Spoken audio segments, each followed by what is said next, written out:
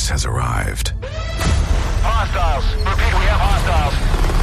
Mayday. Oh my God, there's hundreds of them. On October 10th, we came here from the digital world. the war for our world begins. What in God's name is that? In IMAX. This is the end to this world. No, it's not. But I can help you. Tron Ares, rated PG-13. May be inappropriate for children under 13. Only in theaters October 10th. Get tickets now. Once upon a mundane morning, Barb's day got busy without warning. A realtor in need of an open house sign. No, 50 of them, and designed before 9. My head hurts. Any mighty tools to help with his plight? Aha! Barb made her move. She opened Canva and got in the groove. Bulk creating Canva sheets. Create 50 signs fit for suburban streets. Done in a click, all complete. Sweet! Now, imagine what your dreams can become when you put imagination to work at canva.com. Wie wäre es, weniger Zeit mit dem Einkauf zu verbringen und dafür mehr Zeit für deine Lieblingspodcasts zu haben? Mit dem Rewe Abholservice geht das. Bestell deinen Einkauf einfach online und hol ihn bequem und fertig gepackt im Markt ab. Natürlich ohne Mindestbestellwert. So bleibt dir mehr Zeit für die nächste Podcast-Folge oder deine Lieblingstracks. Jetzt ausprobieren. Auf rewe.de/shop oder in der Rewe-App. Dein Rewe Abholservice. Online bestellen, im Markt abholen.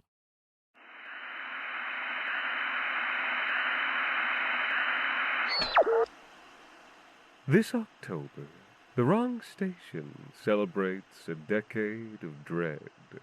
You can read the show notes to discover terrible new ways to celebrate with us. Today's episode, Heat Rat, is written by Alexander Saxton and performed by Anthony Botelho.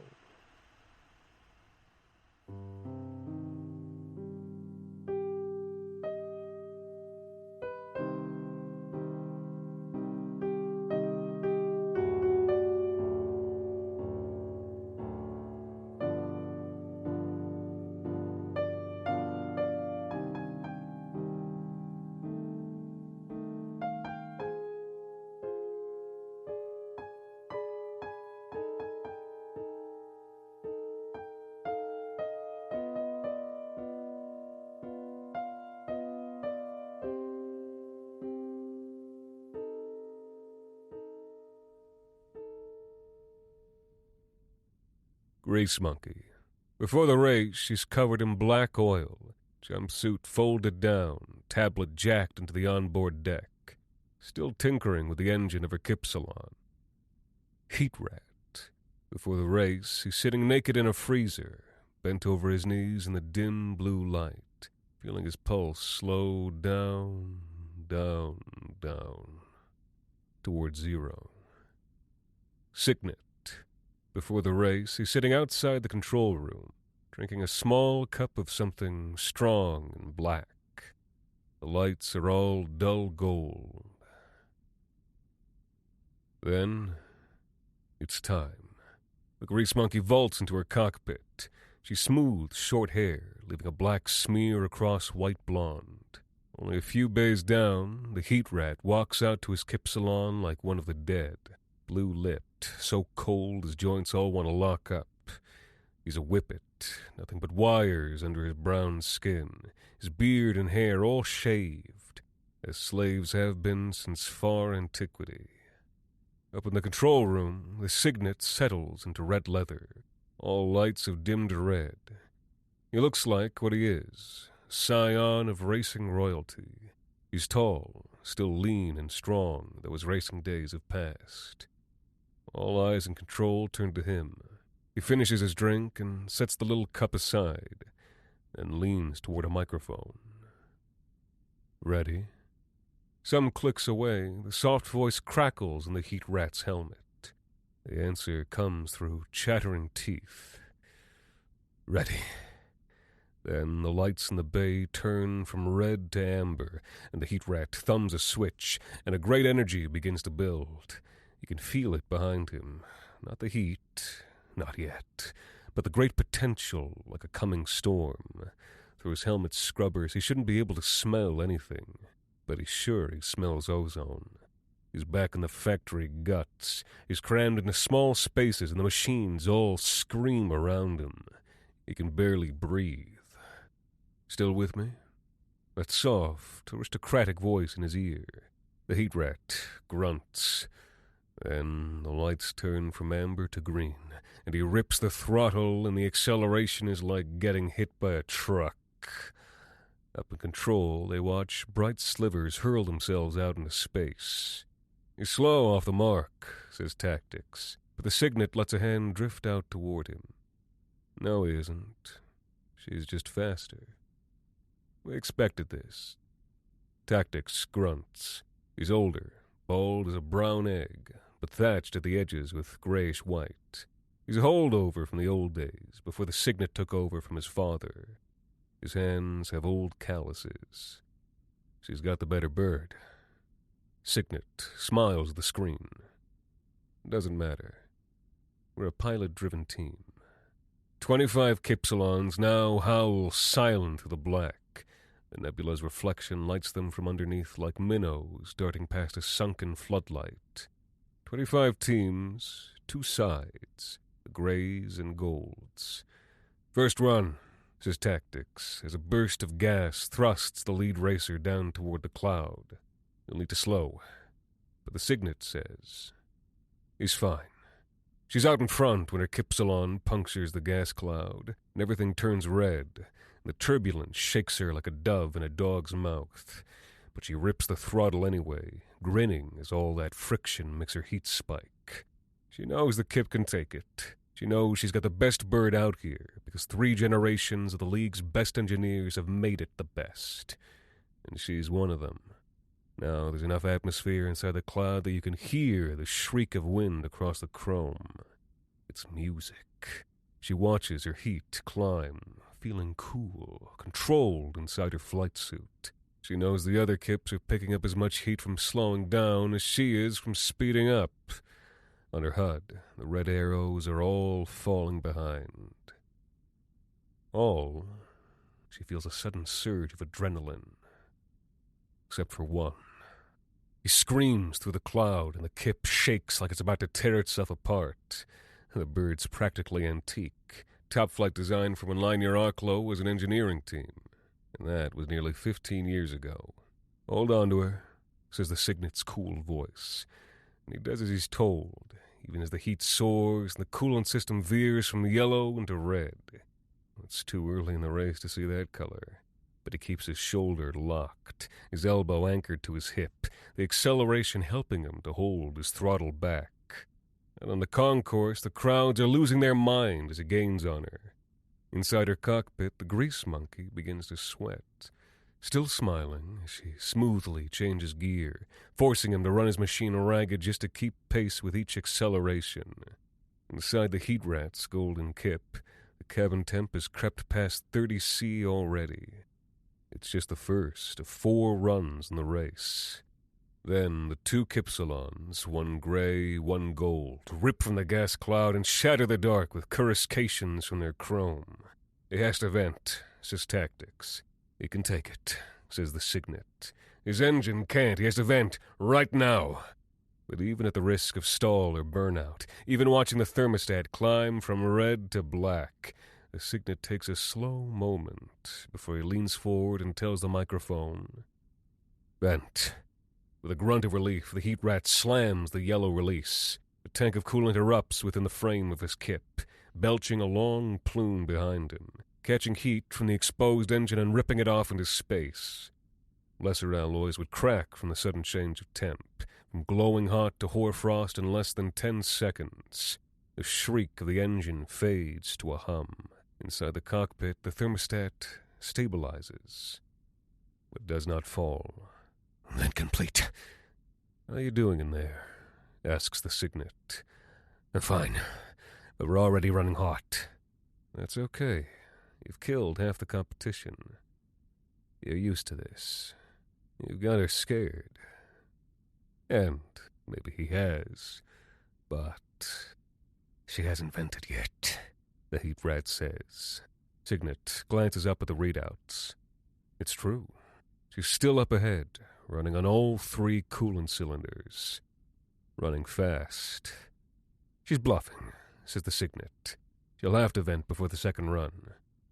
But in the cockpit, the lead gray Kipsilon, the grease monkey's teeth are bared beneath her visor, and she slams her steering jets and rips the throttle back. "Holy faith," says Tactics. "She's doing it again." Out on the concourse, it's pandemonium. You don't accelerate into the cloud. You damn sure don't do it twice without a vent between. This is engineering. This is daring. This is Kipsilon racing. Back in control, Signet leans forward. Stay with her. In the gold Kipsilon, Heat Rat's fist is shaky on the throttle. There's still 3 runs. If he accelerates into this one, he'll have to vent for sure, leaving 1 tank of coolant for the back half of the race. Stay with her. The Heat Rat doesn't answer, but on the concourse, crowds thunder as he swoops into the second cloud. He's going to burn out, Tactics warns. Signet is just gazing at the screen. She will first.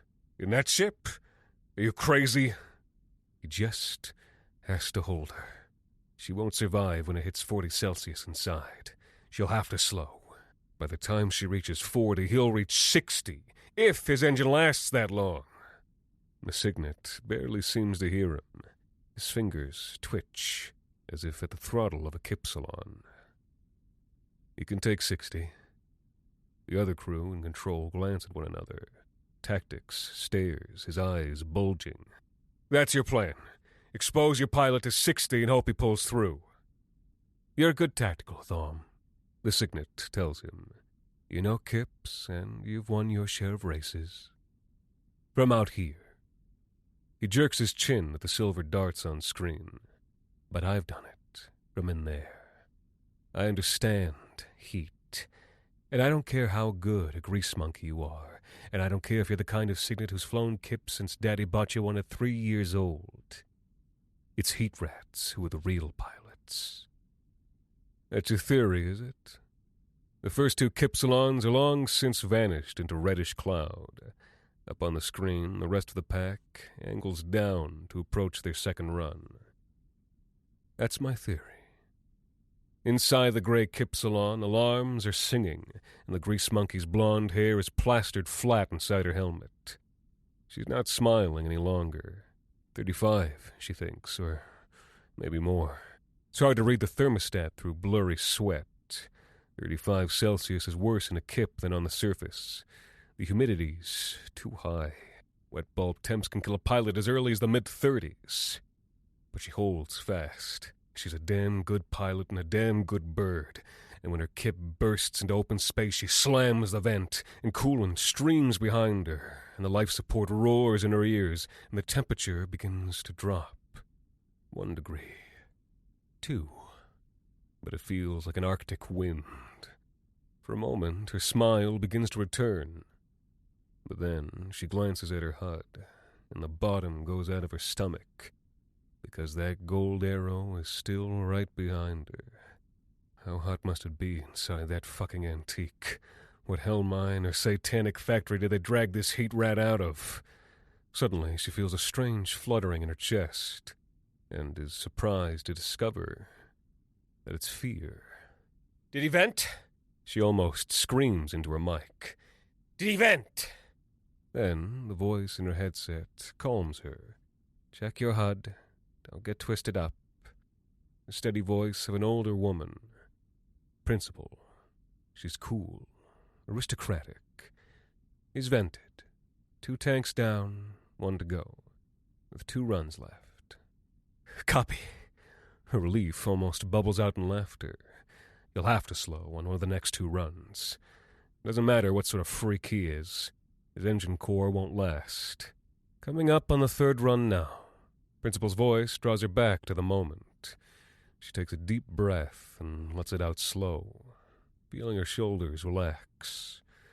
All right, she tells the microphone. Let's show them what they're dealing with. Her hand is iron on the flyer's yoke as she puts herself into a spin. It's showboating, but the G's don't faze her. And out on the concourse, the gray supporters roar as she accelerates a 3rd time through the cloud. Back at control, Tactics watches the spin and rips his headset off. It's over. She's taunting us. She knows we can't keep pace. But the Signet is sitting close to the microphone now. Something intimate about the way his body curls around it. Stay with her. It doesn't matter, Linor, Tactics says. You'll lose her on the next run anyway. But on the concourse, Gold supporters bay as the second kip bends into a spin and hurtles down into the heaving cloud. Only a few have gone silent now, thinking about what it means for the pilot. The belly of the cloud is whirling, red and black. Tell me he's slowing down, Grease Monkey says. Her breath comes thick. The Kipsilon shudders. Even her supremely tuned reactor is whining now. Her dials are turning over red to black. He's holding on to you, says Principal. Don't let up the pace. Her instruments all scream. I need to vent. Hold off on that. Don't let him bait you. Save your coolant for the final run. She's feeling dizzy, nauseous now. Enough of this. She slams release, ignoring cool admonitions, and her engine drops from black to red to amber gold. As the air chills, she breathes deep and wrenches back the throttle, hurtling from bloody cloud and out into the black clarities of space. But the gold kip is right behind her still, trailing a cloud of brilliant gas as the heat rat vents his final cylinder of coolant. No one on the concourse makes a sound as the two ships race, wingtip to wingtip, toward their final run. Back in control, the room is silent. The crew's all watching their pilot suit thermometer stabilize. He's north of 50 Celsius by now, and that's after the vent. It's a miracle you even killed him. He hit 60 on that last one, and he's got nothing left for the final run. He can take it. She's still got a full cylinder. There'll be a breezy 29 inside that bird of hers. The Signet stares at the screen, chewing his lip. He can take it. The Kip can not. Look at the color on that engine. He's got enough momentum now. He can ride right through if it burns, and beat the rest of the pack, maybe. Tactics gestures at the screen. The other 23 are just now rising from their second run. But she's barely stopped accelerating since the light went green. He can beat her. The Signet's still staring at the readouts, as if trying to change the numbers there by force of will. He can win. Tactics says nothing. There's a long silence as Signet looks down, and the neck-and-neck lead Kipsilons barrel down toward their final run. Then he leans toward his mic. Abort. Pull back. Cruise through, he tells the heat rat. We've lost this one. There's a cracking silence from the mic. Then the heat rat's voice comes through. I'm staying with her. When Principal tells her the same thing, a feeling of dread washes over the Grease Monkey. You're kidding me. The pulse is like a piston in her neck. She's running through steam jungle, and no matter how fast she goes, a predator is ripping through the trees behind her. Stay calm. One moment. She ignores that order and lets panic run away with her. It's too hot. Her flight suit's gray polymer is smothering. She slams the last vent without clearance and howls toward the cloud, feeling her breath slow as the thermostat drops from amber gold to yellow-green. But then the needle stops, and it's still too hot, and the heat is pushing in and pressing in and crawling down her throat. We have rough numbers from our quants, says Principal. They tell me his cockpit has to be north of 65 inside. Celsius? Can humans even survive that? Not for long. He'll have to drop. He simply must, even if he can grit it. His engine... Suddenly, the cool voice falls silent. What is it? She tries to keep her voice controlled, but when the only answer is a hesitating breath, she fails. What is it, Principal? And after a moment, that cool voice informs her. He's venting. What? Panic fully takes her over. She doesn't know what to do. She's ripping through red clouds at what feels like half the speed of light, and the heat alarms are ringing in their syncopated chorus, and her heart is pounding, and her mouth is dry.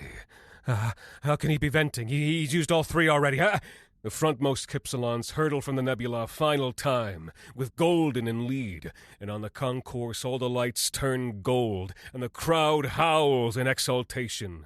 And in control there's silence as they slowly rise in awe, watching their flyer rip across the finish zone ahead. "I can't believe he did it," says the Signet. Then he tries the microphone. No voice answers at the other end. When they gather up as hurtling Kypsilon, they find the heat of the burnt-out core has conducted through the ship and burnt him through, burnt him black like charcoal. His hands are scorched tight on the yoke. But it isn't the heat that's killed him, not according to the medics. It's vacuum. Crowds gather in the launch bay as the medics bring his body through. All the pilots and mechanics, all the race teams, paying their respects. Later, in Linur Arklow Control, a smaller group of former rivals shared drink and silence. It was his own atmosphere then, the monkey says. That final vent. That's what they think. Signet stares down at his flat champagne. Not as good as coolant, and good enough, apparently. She asks, "How hot was it at the end?" He shrugs. 70 degrees. 72, says Tactics from the corner. But he'd have died cold when he let the vacuum in. She closes her eyes and remembers the destroying heat of that final run. She imagines the relief of dying cold. Was he aware? The Signet sets aside his small glass. We're not sure. His vitals suggest he might have been just conscious as he crossed the finish zone. Probably that was the last thing he experienced. That feeling that he'd won. She looks out at the viewport. Black stars beyond. And that's comforting to think, he tells her. Isn't it?